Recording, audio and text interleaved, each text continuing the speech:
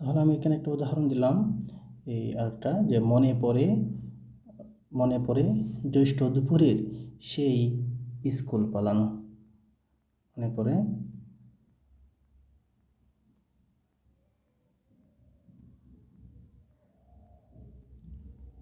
মনে পড়ে জ্যৈষ্ঠ দুপুরের সেই স্কুল পালানো।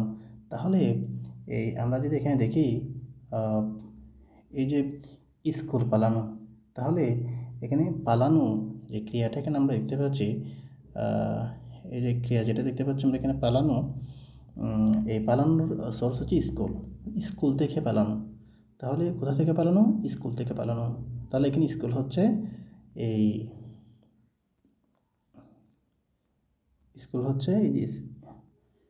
স্কুল হচ্ছে তাহলে অপদান কারক। আর এখানে যেহেতু কোনো বিভক্তি নেই, তাহলে এখানে ধরে নিতে হবে অবিভক্তি আছে, তার মানে হচ্ছে শূন্য বিভক্তি। তাহলে এটা হচ্ছে অপদান কারকে শূন্য বিভক্তি। তো ধন্যবাদ সবাইকে ভিডিওটা দেখার জন্য। আশা করি এই ভিডিওটা তোমাদের কিছুটা হলেও উপকার আসবে।